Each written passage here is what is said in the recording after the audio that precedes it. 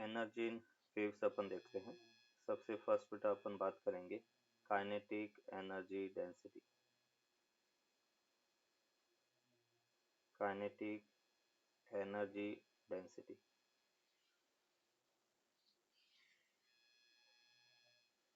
के बाद kinetic energy density को अपन लिखेंगे के बार, और काइनेटिक एनर्जी डेंसिटी को बेटा अपन कहेंगे total kinetic energy per unit volume, half delta m into open करेंगे वी स्क्वायर, और डेंसिटी बेटा कितना है डेल्टा वी, और उसको अपन लिख सकते हैं half delta m by delta v rho, और डेल्टा वी जो है वो delta y by delta t का होल स्क्वायर, क्योंकि पार्टिकल की वेलोसिटी अपन देखेंगे। तो ये अपने पास काइनेटिक एनर्जी डेंसिटी है, half rho delta y by delta t का होल स्क्वायर। वाई की बात करें तो वेव इक्वेशन अपने पास था ए साइन, इसको बेटा आपने लिखा k x minus omega t, और delta y by delta t की बात करें तो हमें मिला a omega minus a omega cos k x minus omega t. Means यहाँ से अपने को instantaneous energy kinetic energy density मिला half rho omega square a square and cos square k x minus omega t. ये अपने पास kinetic energy density है, half rho omega square a square cos square k x minus omega t. इसको अपन कहेंगे instantaneous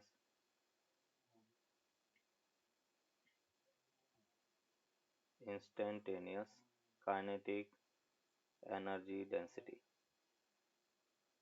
instantaneous kinetic energy density.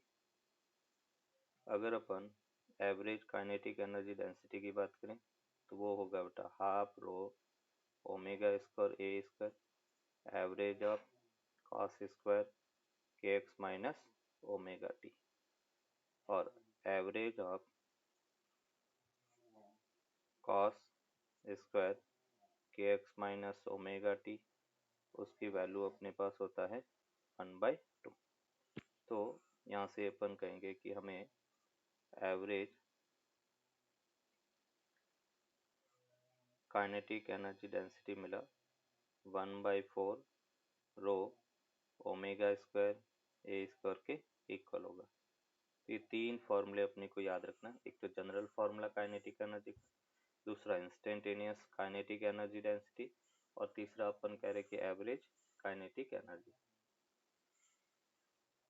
X ए sine k x minus omega T, अगर मैं इसको x के रेस्पेक्ट में डिफ्रेंशिएट करता हूँ तो हमें मिला ए के cos k x minus omega t. तो इंस्टेंटेनियस पोटेंशियल एनर्जी वो हमें मिला हाफ रो, यहाँ पे जो v है v ओमेगा बाई के है, जिसे अपन वेव स्पीड कहेंगे। v जो है वो वेव स्पीड है ओमेगा बाई के, तो v की जगह हमने लिखा omega by k whole square, और ये अपने पास a square k square cos square k x minus omega t. इसको हमने लिखा u bar equals to half rho omega square a square and cos square k x minus omega t के equal होगा। ये पोटेंशियल एनर्जी डेंसिटी है। अगर average potential energy density की बात करें तो हमें मिलेगा half rho omega square a square average of cos square k x minus omega t, और average of cos square k x minus omega T उसकी वैल्यू होता है 1/2। तो average of cos square k x minus omega T वो 1/2 के equal है। Means यहाँ पे अपन कहेंगे ये हमें मिला average of u bar equals to 1/4 rho omega square a square के इक्वल होगा, और ये जो एवरेज पोटेंशियल एनर्जी है वो एवरेज काइनेटिक एनर्जी के इक्वल होगा।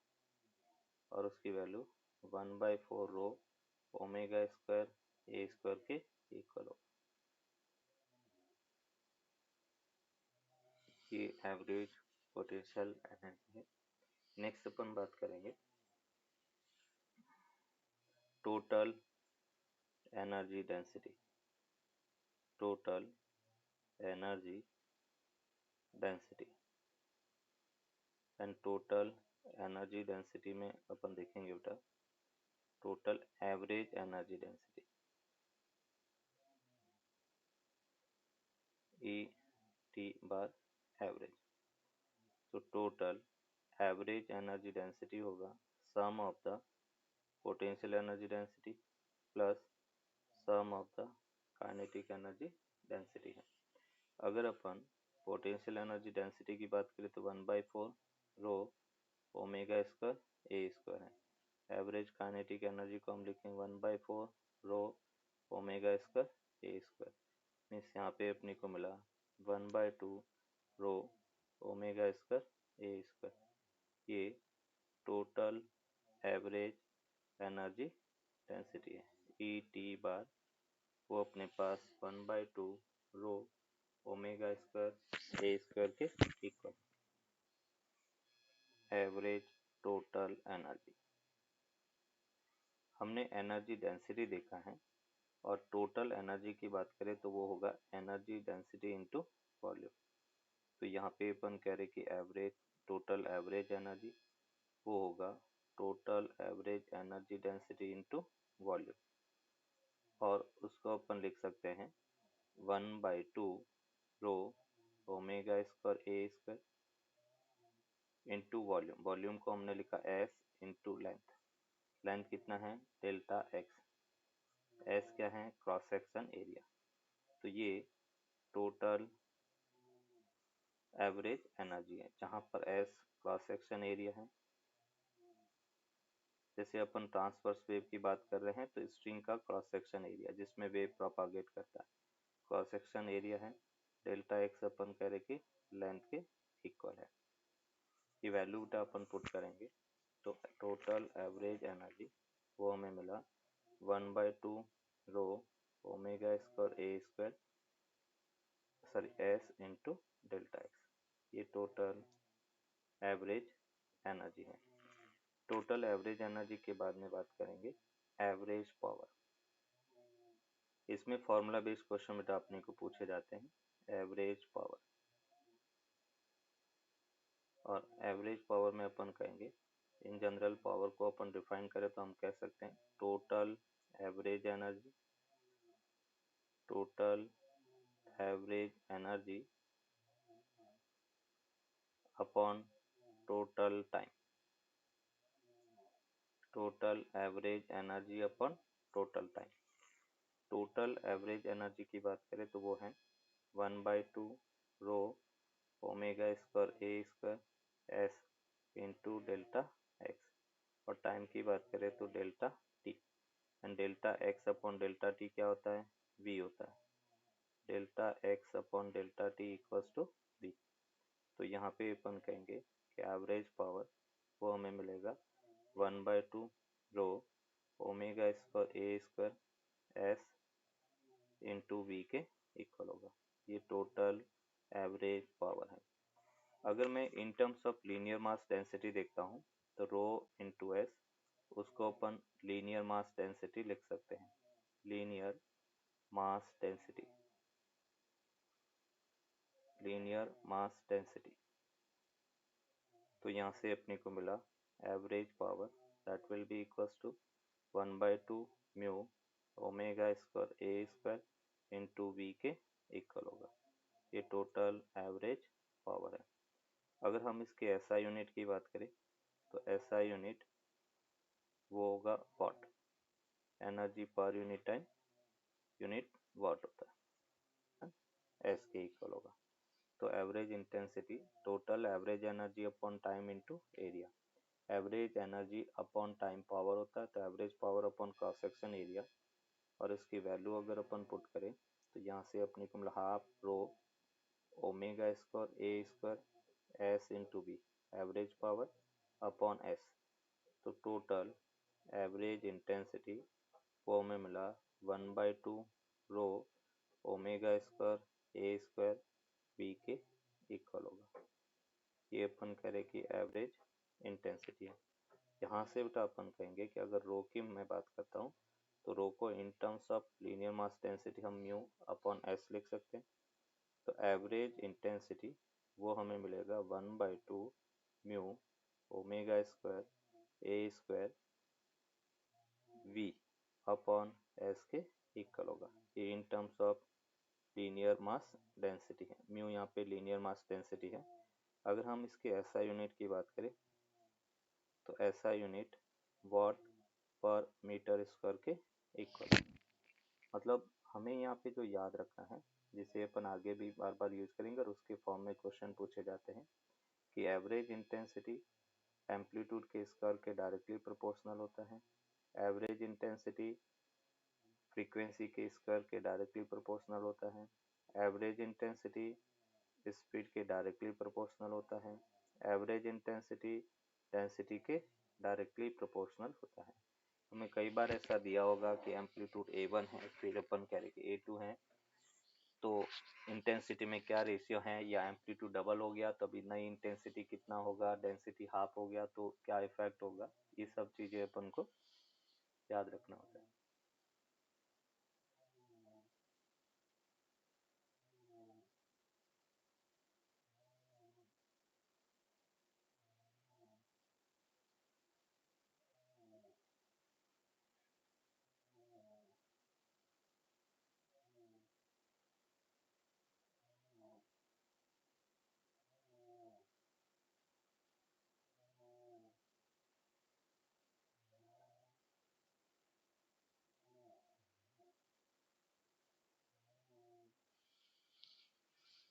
नोट कर दिया।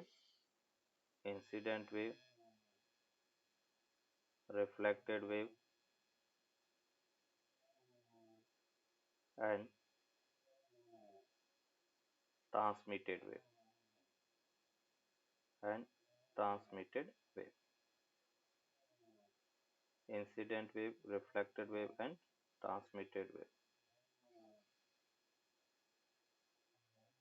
जैसे बेटा अपन करें कि एक मीडियम 1 है,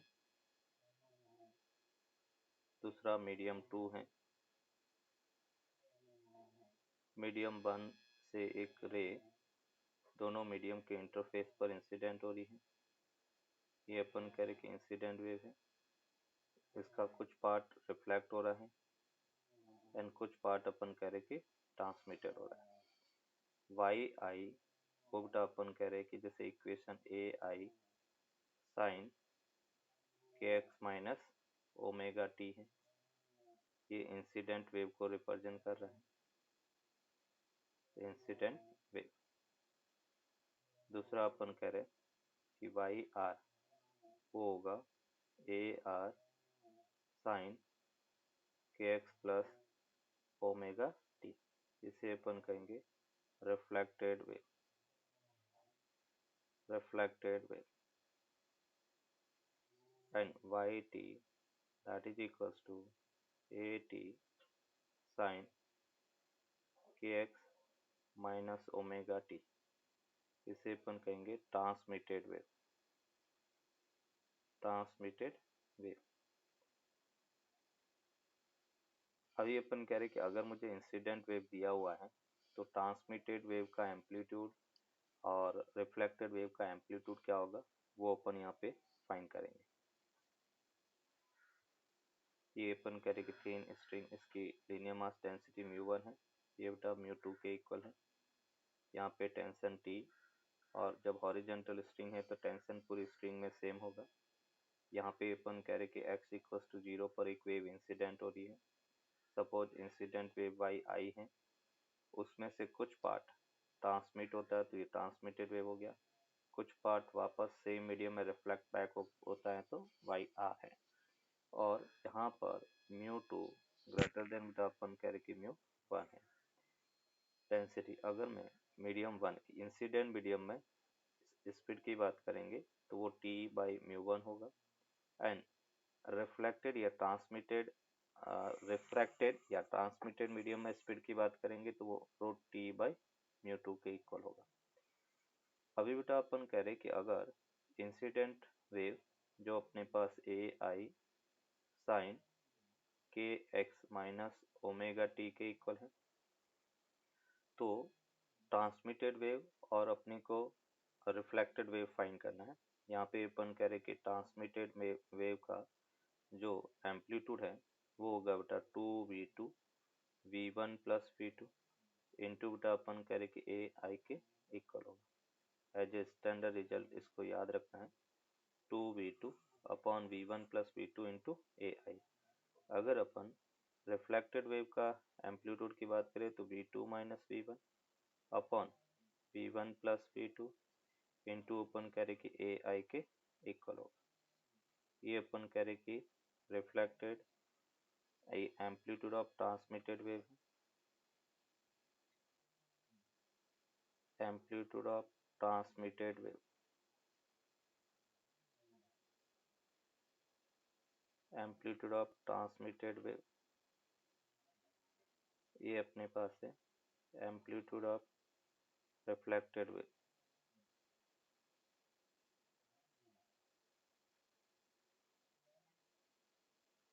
amplitude of reflected wave.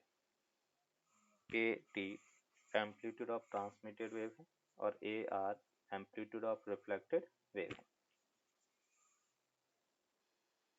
Reflected wave, transmitted wave and reflected wave की इक्वेशन फाइंड करना। A transverse wave propagating in thin string जिसकी लीनियर मास डेंसिटी म्यू है, टू थिक स्ट्रिंग जिसकी लीनियर मास डेंसिटी 4 म्यू है। So the equation is given by phi equals to 6 millimeter sin 5t plus 40x. Then find the equation of transmitted wave and reflected wave. अभी transmitted और reflected wave की equation अपने को find करना है। देखो कैसे करेंगे। सबसे फर्स्ट अपन कह रहे कि थिन स्ट्रिंग और थिक स्ट्रिंग इसको अगर अपन ड्रॉ करें, डायरेक्शन बेटा कहाँ पर है 5t प्लस 40x है, इसका मतलब नेगेटिव x डायरेक्शन में प्रोपागेट कर रहा है। तो स्ट्रिंग है नेगेटिव एक्स डायरेक्शन में अपन कह रहे कि प्रोपागेट करिए, मतलब इस डायरेक्शन में प्रोपागेट करिए, इंसिडेंट है। इसमें से कुछ ट्रांसमिट हुआ और कुछ अपन कह रहे कि रिफ्लेक्ट होगा। ये अपन कह रहे कि इसकी बाउंड्री कंडीशन है x इक्वल्स टू 0। अभी अपन कह रहे कि अगर मैं इंसिडेंट मीडियम में स्पीड की बात करता तो v1 equals to tension horizontal है स्ट्रिंग दोनों तो सेम रहेगा, रूट टी बाई म्यू है। और v2 को अपन लिख सकते हैं ए सपोज v0 है, v2 अपन कह रहे कि जो ट्रांसमिटेड मीडियम है उसमें स्पीड t अपॉन 4 म्यू होगा और उसको हम लिख सकते हैं v0 बाई 2। तो यहाँ से अगर हम ट्रांसमिटेड वेव की इक्वेशन देखें तो वो था 2v2 amplitude v1 plus v2 into अपन कह रहे कि एम्पलीट्यूड a, तो 2 v2 की वैल्यू कितना है v0 by 2 upon v0 plus v0 by 2 into अपन कह रहे कि 6 है, 2 से 2 कैंसिल आउट, मीन्स ये हमें मिला 2 अपॉन 3 इंटू अपन कह रहे 6, तो यहाँ से अपने को मिला 4 मिलीमीटर, ये इसका एम्पलीट्यूड होगा। दूसरा रिफ्लेक्टेड वेव का एम्पलीट्यूड देखें तो v2 minus v1 upon v1 plus v2 into अपन करें कि ए आई, मीन्स यहाँ पे हमने लिखा v0 by 2 minus v0 upon v0 plus v0 by 2 हो गया, इंटू अपन करें कि 6 हो गया, मीन्स यहाँ से अपने को मिला माइनस ये अपने पास 6 बाई 3 और उसकी वैल्यू -2 मिलीमीटर के इक्वल होगा। तो अभी अपन कह रहे कि मुझे ट्रांसमिटेड वेव की इक्वेशन चाहिए। वो इक्वेशन क्या था, a t sine, transmitted wave negative x direction में जाएगी तो 5t प्लस 40x और ए टी की जगह हमने 4 रख दिया तो 4 साइन 5t प्लस 40x के इक्वल होगा। ये ट्रांसमिटेड वेव का इक्वेशन है। अगर हम रिफ्लेक्टेड वेव की इक्वेशन की बात करें तो इक्वेशन था ए आर, रिफ्लेक्ट जो है वो नेगेटिव पॉजिटिव एक्स डायरेक्शन में होगा तो उसकी इक्वेशन 5t माइनस 40x होगा, और उसको हम लिख सकते हैं -2 साइन 5t माइनस 40x के इक्वल होगा। और उसको हम इन टर्म्स ऑफ फेज डिफरेंस अगर लिखे तो 2 sign 5t minus 40x plus pi के इक्वल होगा। ये अपन कह रहे कि ट्रांसमिटेड वेव की इक्वेशन है। रिफ्लेक्टेड वेव है तो पाई का फेज शिफ्ट ऐड हो जाएगा। सेकेंड बेटा अपन कह रहे इफ वेव इज रिफ्लेक्टेड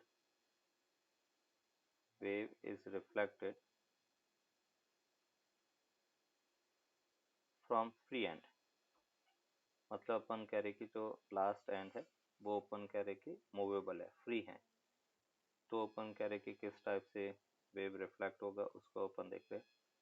ये जैसे अपन कह रहे कि फ्री एंड है, यहाँ पे हम कहेंगे कि wave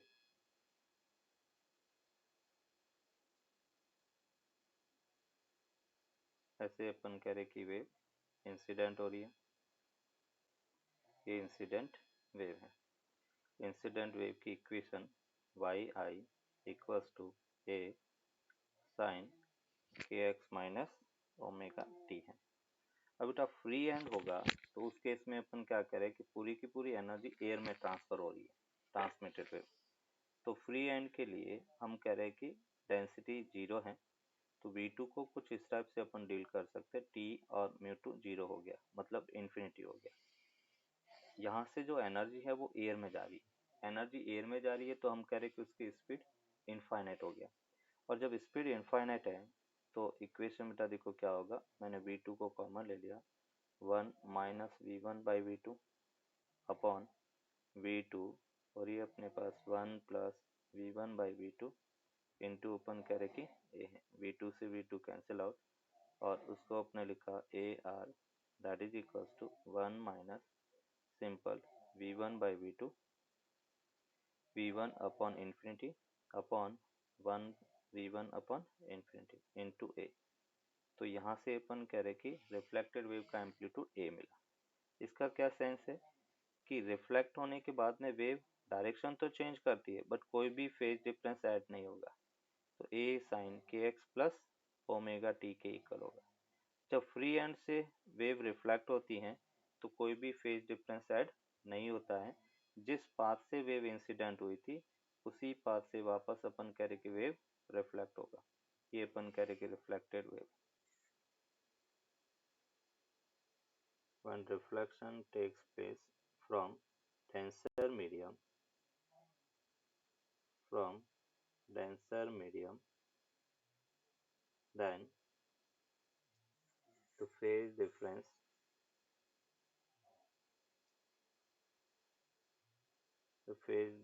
of pi will add, हम पाई का फेज डिफरेंस बेटा ऐड करेंगे, जो reflected wave will be inverted, reflected wave will be inverted, reflected wave है वो बेटा अपन कह रहे कि इन्वर्टेड मिलेगी। दूसरा बेटा अपन कह रहे कि when reflection takes place from rarer medium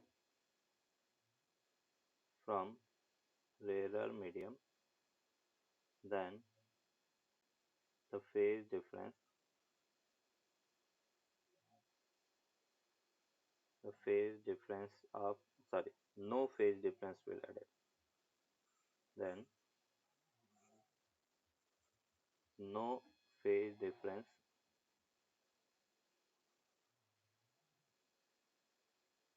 will added, हम कहेंगे कि कोई भी फेज डिफरेंस ऐड नहीं करते।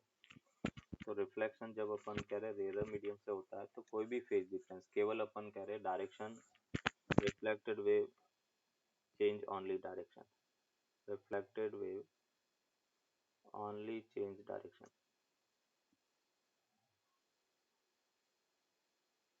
only change direction इसमें अपन कह रहे कि इन्वर्टेड नहीं होती। सेक्शन में v इक्वल्स टू 1 सेंटीमीटर पर सेकेंड से ट्रैवल कर रही है। एक ट्रायंगुलर पल्स है, एक स्ट्रिंग के अंदर कुछ इस टाइप से बेटा ट्रैवल कर रही है, और हमें कहा गया है कि ड्रॉ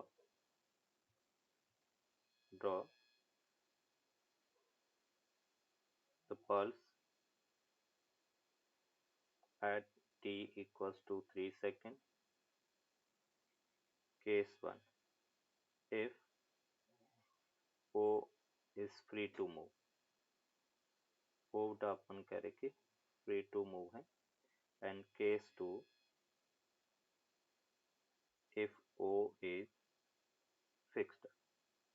O अगर अपन कह रहे कि fixed है तो क्या होगा, O अगर free to move है तो क्या होगा, if O is free to move तो क्या होगा, if O is fixed तो क्या होगा, ये अपने को फाइंड करना है। तो देखो यहाँ पे अपन कह रहे हैं कि इसमें स्ट्रेटेजी अपने को याद रखना है, स्टेप को फॉलो करना है। पहले अपन कह रहे हैं कि हम t equals to 3 second, case 1 अपन देख रहे हैं। केस 1 में अपन कहेंगे if O is free to move, free end है, और फ्री एंड है तो हमने कहा था कि वेव अपनी डायरेक्शन चेंज करता है, इन्वर्टेड नहीं होता है। तो क्या करेंगे, हम t इक्वल्स टू 3 सेकेंड पर पल्स को ड्रॉ करते हैं। At t equals to 3 second incident pulse जो है, ये देखो बेटा ये वाला पॉइंट है वो यहाँ पे आएगा, वो पॉइंट पे, क्योंकि 3 सेंटीमीटर 3 सेकेंड में चलेगा। तो मैं इसको ये कह सकता हूँ कि ये जो वेव है, ये इंसिडेंट पल्स अपन कह रहे कि ऐसे होगी। वो पॉइंट सपोज बेटा अपन कह रहे कि यहाँ पे आया, ये ओ इधर मूव किया, ये अपन कह रहे कि 1 सेंटीमीटर है, ये भी बेटा 1 सेंटीमीटर है, ये अपन कह रहे कि वो आगे मूव गया, ये इंसिडेंट वेव है, ये इंसिडेंट पल्स है। अभी हमें क्या करना है, इसकी मिरर इमेज ड्रॉ करना है। क्या ड्रॉ करना है, मिरर इमेज, इसकी मिरर इमेज अपन ड्रॉ करेंगे। मिरर इमेज में क्या करना है, जैसे एक मिरर रखा गया है तो इमेज कैसी बनती है, इन्वर्टेड बनती है। तो ये मिरर इमेज अपने ड्रॉ किया, ऐसे बेटा इसका मिरर इमेज होगा। अभी जैसे मिरर इमेज है, ये ओ पॉइंट यहाँ पे है, हमें क्या करना है, इस वाली एनर्जी और इस वाली एनर्जी को ऐड करना है। और ऐड कैसे करेंगे, तो प्रिंसिपल ऑफ सुपरपोजिशन का द एम्पलीट्यूड, जैसे मैं कह रहा हूँ कि x इक्वल्स टू 0 है, ये बेटा x इक्वल्स टू 0 है, ये तो इंसिडेंट पल्स हो गया, वो हमें मिला 1, एम्पलीट्यूड उसका 1 है, और उसको अपने लिखा साइन ओमेगा टी। ये रिफ्लेक्टेड पल्स है जिसमें केवल डायरेक्शन चेंज हो रहा है, तो ये सेम साइन ओमेगा टी। और फिर अपन कह रहे कि इसकी रिजल्टेंट पल्स की हम बात करेंगे, तो resultant pulse y r, principle of superposition से अपने को 2 साइन ओमेगा टी मिलेगा, मतलब पल्स की शेप जो है वो ट्रायंगुलर, एम्पलीट्यूड है वो 2 हो जाएगा। तो इसको अगर अपन ड्रॉ करें तो ये बेटा अपन कह रहे कि एम्पलीट्यूड 2 हो गया, ये इसका रिजल्टेंट पल्स है, ये बेटा 1 सेंटीमीटर रहेगा, ये 1 सेंटीमीटर है, ये 2 सेंटीमीटर है, और ओ पॉइंट वो यहाँ पे रहेगा क्योंकि फ्री टू मूव है। ये अपन कह रहे कि इसके t इक्वल्स टू 3 सेकेंड पर पल्स होगा।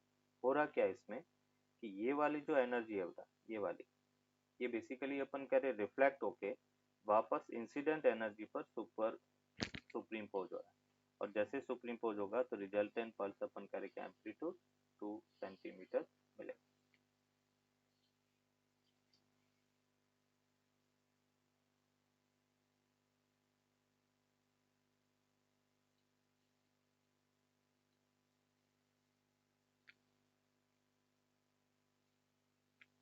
को मिलेगा।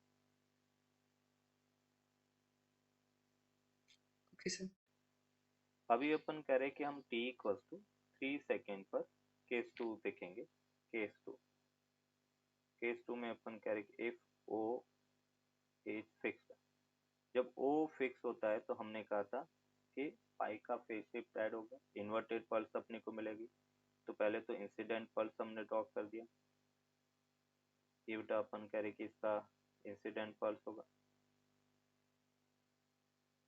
ये ओ पॉइंट सपोज यहाँ पर है, ये इंसिडेंट पल्स है, ये बेटा 1 सेंटीमीटर, ये 1 सेंटीमीटर, ये भी 1 सेंटीमीटर। अगर इंसिडेंट पल्स मैं ड्रॉ करता हूँ x इक्वल टू 0 पे तो साइन ओमेगा टी है, ये इंसिडेंट पल्स है। और जब इंसिडेंट पल्स होता है तो हमें रिफ्लेक्टेड वेव को इन्वर्टेड मिरर इमेज ड्रॉ करना है, इन्वर्टेड मिरर इमेज, ये अपन कह रहे कि इन्वर्टेड मिरर इमेज है। और इन्वर्टेड मिरर इमेज के अंदर हम ड्रॉ करेंगे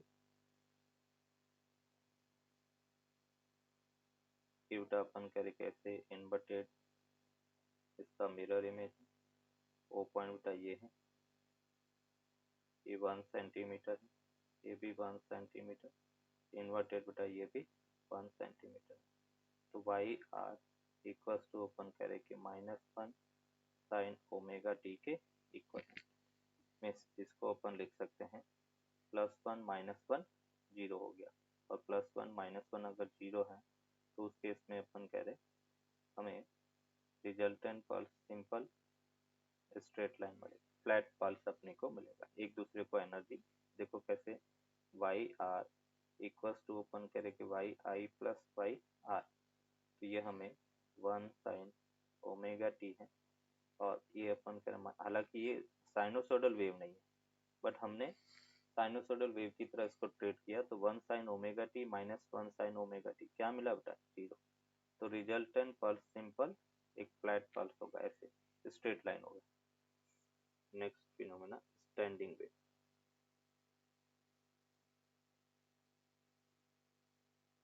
standing wave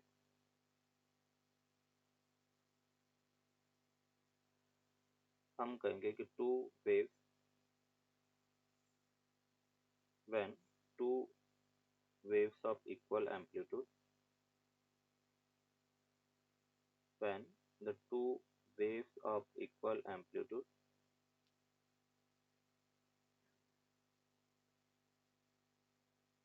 two waves of equal amplitude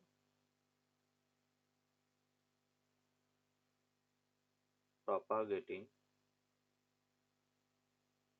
two waves of equal amplitude and equal frequency and equal frequency propagating in same direction, propagating in same direction and superimpose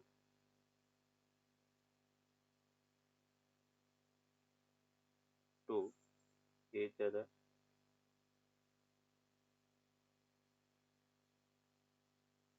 form a standing wave, form a standing wave। Standing wave को दूसरा हम stationary wave भी कह सकते हैं, इसका दूसरा नाम स्टेशनरी वेव भी है, और एक और तीसरा नाम हम उसको नॉन प्रोग्रेसिव वेव भी कह सकते हैं, नॉन प्रोग्रेसिव वेव। तो यहाँ पे अपन करें कि stationary wave, non progressive wave, when the two waves of equal amplitude and equal frequency propagating in same direction and superimposed to each other form a standing wave। अभी अपन कहेंगे standing wave क्यों है, तो यहाँ पे अपन कह रहे कि in standing wave energy does not transfer from one end to another end, energy only oscillates between 2 points। in standing wave energy does not propagate, energy does not propagate, it only oscillates between it only oscillates between 2 points, 2 points के बीच में energy oscillate होती है।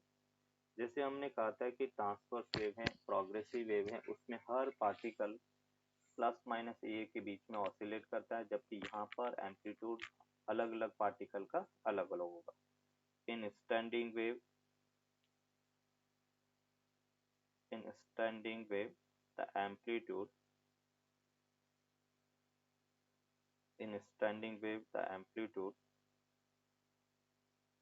of the wave will be amplitude of the particles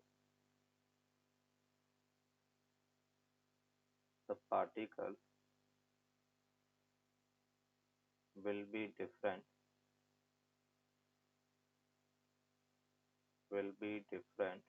and it varying between 0 to plus minus 2a, 0 से plus minus 2a के बीच में इसका amplitude very x a sin kx minus omega T. मतलब ये wave first है जो plus x direction में propagate हो रही है। y2 हमने कहा कि ऐसी वेव जिसका amplitude same and propagating in opposite direction, तो एम्पलीट्यूड सेम कर दिया, और ये सेकेंड अपोजिट डायरेक्शन मतलब नेगेटिव एक्स डायरेक्शन में प्रोपागेट हो रही है। अभी अपन कह रहे कि यूजिंग प्रिंसिपल ऑफ सुपरपोजिशन था, using principle of superposition.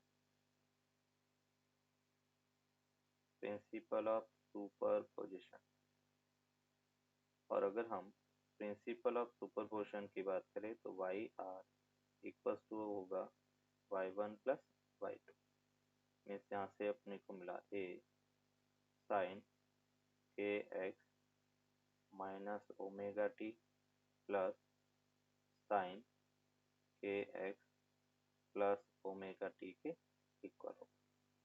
Means यहाँ पे बेटा अपन कह रहे कि दोनों को अगर अपन सॉल्व करेंगे, सुपरपोजिशन लगाएंगे, तो sine c plus sine d का फॉर्मूला, और ये बेटा अपने को मिला 2 sine c plus d by two, तो के एक्स बचेगा, and cos c minus c by two, तो ओमेगा टी बचा। मीन्स इसको हम लिख सकते हैं 2a, ये बेटा आपने लिखा साइन के एक्स और कॉस ओमेगा टी। तो देखो स्टैंडिंग वेव में amplitude as a function of x है, और कॉस ओमेगा टी मतलब जो इक्वेशन है वो ऑसिलेटरी इक्वेशन के सिमिलर है, और यहाँ पर जो एम्पलीट्यूड ऑफ स्टैंडिंग वेव है वो हमें मिला 2a sine k x, 2a sine k x, इसको अपन एम्पलीट्यूड कहेंगे।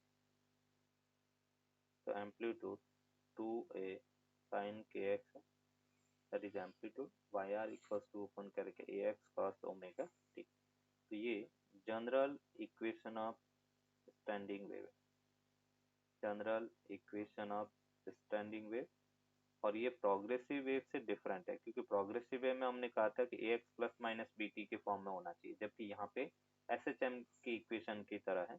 तो general equation of standing wave वो होता है a x cos omega t या a x sine omega t, ये हो सकता है। और एम्पलीट्यूड अपन कह रहे हैं 2a साइन के एक्स या 2a कॉस के एक्स, ये पॉसिबल है। साइन की जगह फंक्शन या तो साइन कॉस दोनों हो सकता है, ये पॉसिबल है। करें तो स्टैंडिंग वेव देखो कैसे अपने को मिलेगी। ये जैसे एक स्ट्रिंग है,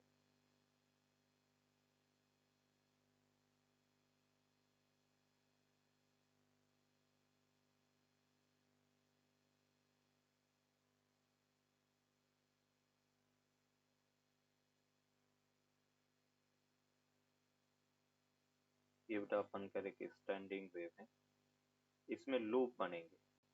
प्रोग्रेसिव वेव में केवल ऑसिलेशन था बेटा, साइनोसॉइडल वेव था, और स्टैंडिंग वेव के अंदर लूप का फॉर्मेशन होगा, यहाँ पर एम्पलीट्यूड बेटा जीरो है, जैसे ये जीरो एम्पलीट्यूड पॉइंट है, उसको अपन कहेंगे नोड। जहाँ पे एम्पलीट्यूड मैक्सिमम है उसको अपन कहेंगे एंटी नोड। तो ये एंटी नोड है। मैक्सिमम एम्पलीट्यूड प्लस 2a होगा, या अपन कह रहे कि माइनस 2a। ए जो कॉन्स्टिट्यूट वेव है उसका अपन कह रहे कि एम्पलीट्यूड है। तो एन यहाँ पर stand for node. N node है, नोड का मतलब होता है zero amplitude point, zero amplitude. और ए एन वो अपन कह रहे कि एंटी नोड। एंटी नोड को अपन कहेंगे मैक्सिमम एम्पलीट्यूड।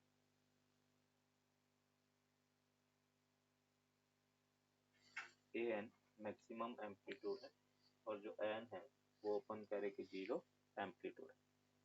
अभी अपन इनकी पोजीशन को फाइंड करेंगे। जैसे हमने कहा नोड, नोड को हम एन से रिप्रेजेंट कर रहे हैं, और नोड में एम्पलीट्यूड जीरो होना चाहिए। तो 2a sine k x equals to zero. तो यहाँ से अपने को मिला साइन के एक्स जीरो होना चाहिए, के की वैल्यू 2π/λ इंटू एक्स, और उसको अपने लिखा एन पाई। पाई से पाई कैंसिल आउट हो गया, तो x इक्वल्स टू अपने को मिला n λ/2। That is the position of nth node है। कोई पोजीशन कहाँ कहाँ पे होगा, तो n की वैल्यू यहाँ से जीरो से स्टार्ट होगा, 0 1 अप टू x अगर जीरो है तो जीरो हो गया, फिर बेटा λ/2 हो गया, फिर लैम्डा हो गया, फिर अपन कह रहे कि 3 λ/2 हो गया, अब टू अपन कह रहे कि इंफिनिटी हो गया, जीरो से इंफिनिटी। ये अपन कह रहे कि नोड है। ये अपने नोड बेटा देखा, 0 λ/2 लैम्डा, 3 λ/2 अप टू इंफिनिटी। अगर अपन यहाँ पे बात करें 2a साइन के एक्स, वो अपन कह रहे कि जीरो के इक्वल है। मीन्स यहाँ से x इक्वल्स टू n λ/2 के इक्वल होगा। Distance between two successive node देखो, distance between two node, successive node, दो कंटिन्यू अगर नोड्स हैं वो अपन कह रहे हैं λ/2 के इक्वल होगा। टू सक्सेसिव नोड्स के बीच की डिस्टेंस λ/2 के इक्वल होगा। मीन्स ये अपन कह रहे कि λ/2 है, ये अपन कह रहे कि λ/2 है, और ये अपन कह रहे कि λ/2 के इक्वल है, दो सक्सेसिव नोड के बीच की डिस्टेंस। नेक्स्ट अपन यहाँ पे बात करते हैं एंटी नोड। एंटी नोड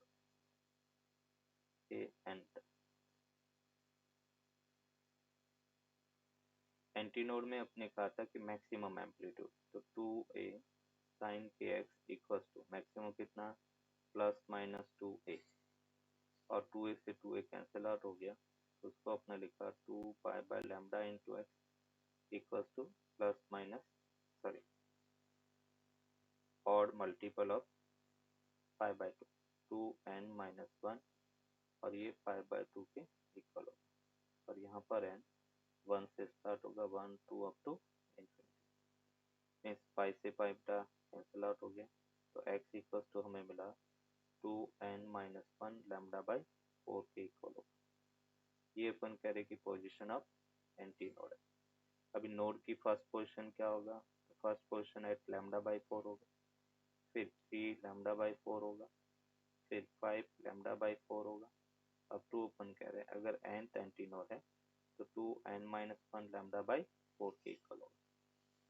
अगर यहाँ पे अपन देखें the distance between two successive anti node, the distance between two successive anti node, two successive anti node, और वो डिस्टेंस λ/2 के इक्वल होगा। नेक्स्ट अपन कह रहे द डिस्टेंस बिटवीन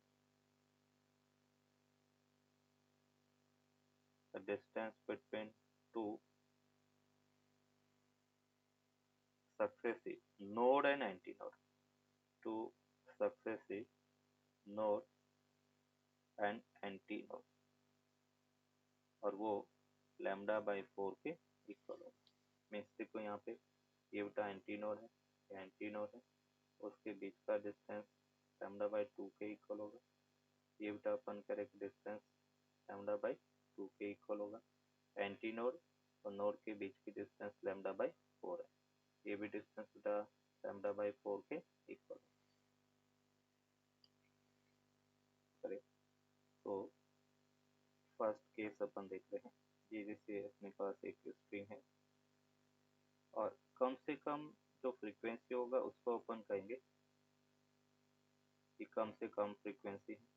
ये अपन कह रहे कि नोड है, ये नोड है, ये अपन कह रहे कि डिस्टेंस L है और यहाँ पे अपन कह रहे कि λ/2 के इक्वल है।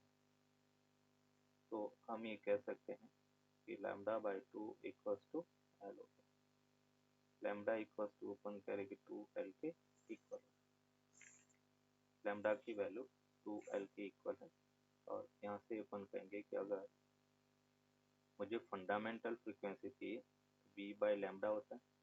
लैम्डा को बेटा इन terms of L upon 2L लिख सकते हैं, तो 1/2L और स्पीड है वो √T/μ के इक्वल होगा।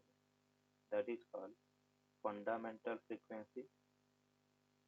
इसको अपन कहेंगे fundamental frequency. Minimum frequency string में कितनी प्रोड्यूस हो सकती है उसको फंडामेंटल फ्रीक्वेंसी कहेंगे। फंडामेंटल फ्रीक्वेंसी या अपन हार्मोनिक फ्रीक्वेंसी भी कह सकते हैं। हार्मोनिक फ्रीक्वेंसी या हम उसको जीरो ओवरटोन फ्रीक्वेंसी कहेंगे। मिनिमम फ्रीक्वेंसी है उसको जीरो ओवरटोन फ्रीक्वेंसी कहेंगे।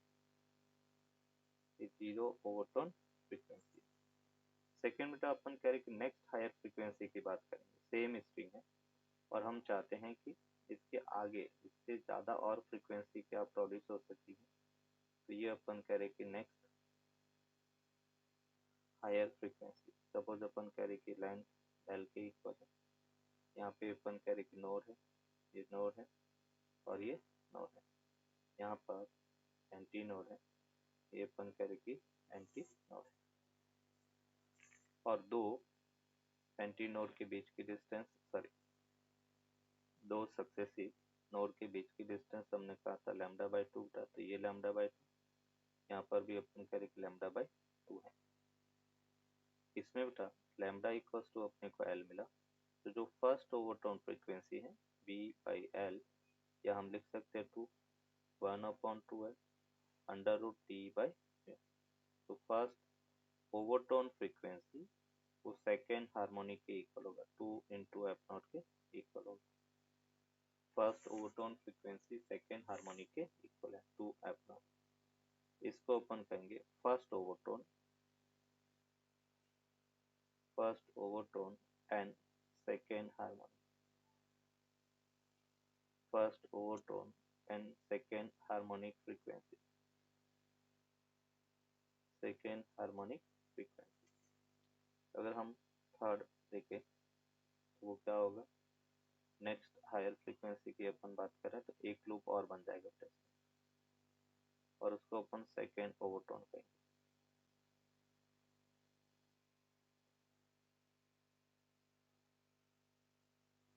ये अपन कह रहे कि लेंथ L है, यहाँ पर λ/2 है, ये λ/2 है, ये अपन कह रहे कि λ/2 है। मीन्स 3 λ/2 को अपन कह रहे कि L के इक्वल होगा। L इक्वल्स टू हमें मिला 2L/3। मीन्स यहाँ पे अपन कहेंगे f second overtone frequency V/λ और उसको अपन लिख सकते हैं V 2L/3। मतलब सेकेंड ओवरटोन जो है वो बेटा थर्ड 3f0 के इक्वल होगा, थर्ड हार्मोनिक। इसको अपन कहेंगे सेकेंड ओवरटोन और थर्ड हार्मोनिक, तीसरी हार्मोनिक है, इसलिए अपन इसको थर्ड हार्मोनिक फ्रीक्वेंसी कहेंगे। सेकेंड ओवरटोन में थर्ड हार्मोनिक फ्रीक्वेंसी मिलती है। अभी बेटा इसको नोट्स के फॉर्म में अगर अपन लिखें तो फर्स्ट पॉइंट अपन कहेंगे कि in standing wave all harmonics are present. In standing wave, sorry, standing wave in string all harmonics are present. Standing wave in standing wave in string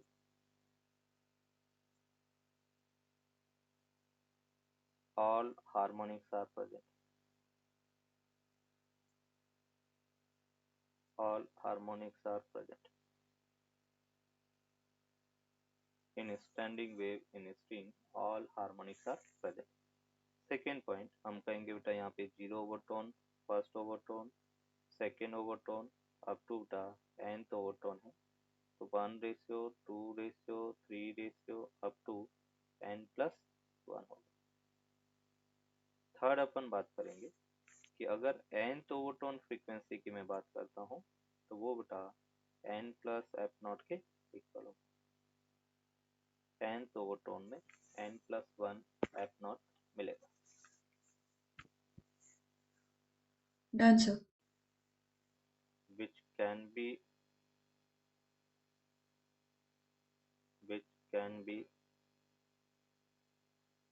produced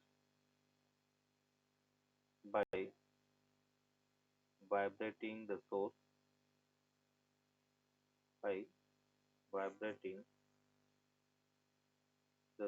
which can be produced by vibrating the source as vibration in guitar।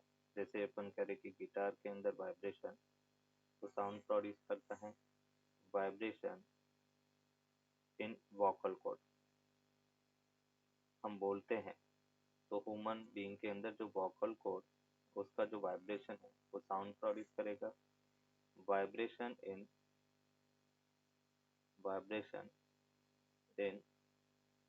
The prongs of tuning fork, वो भी अपन कह रहे हैं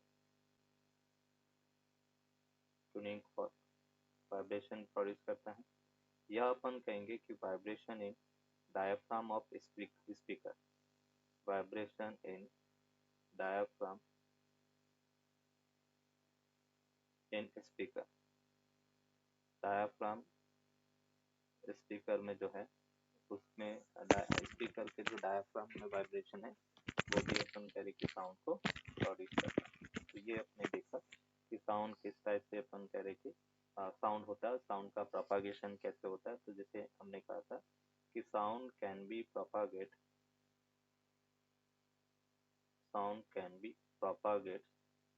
in all types of medium,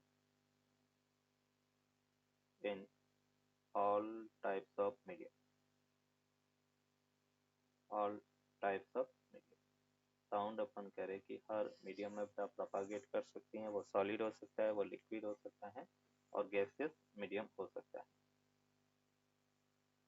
अभी हमने कहा था कि साउंड जैसे डिस्प्लेसमेंट वेव, ट्रांसवर्स वेव को हमने डिस्प्लेसमेंट वेव के फॉर्म में लिखा था, तो उसी टाइप से अपन कह रहे कि equation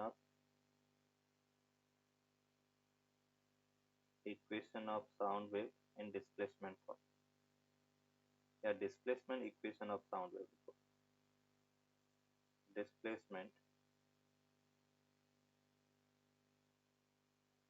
displacement equation of sound wave. और displacement equation of sound wave में अपन कहेंगे कि जैसे y इक्वल्स टू ये अपने पास a cos kx minus omega t, या हम y equals to a sin kx minus omega t भी लिख सकते हैं। जो ट्रांसवर्स वेव को रिप्रेजेंट करते हैं सभी characteristic same as it is होगा, सेम रिप्रेजेंटेशन। यहाँ पे a को अपन डिस्प्लेसमेंट एम्पलीट्यूड कहेंगे, a डिस्प्लेसमेंट एम्पलीट्यूड है, k जो है उसको अपन 2 pi by lambda and that is called angular wave number, angular wave number, या अपन कहेंगे angular wave vector, angular wave number या एंगुलर वेव वेक्टर। ओमेगा जो है उसको अपन कहेंगे 2 pi upon capital T, and that is called angular frequency, angular frequency. ये डिस्प्लेसमेंट ऑफ एम्पलीट्यूड है, के 2 पाई बाय लैम्डा है, ओमेगा अपन कह रहे कि 2 पाई बाय कैपिटल टी के इक्वल।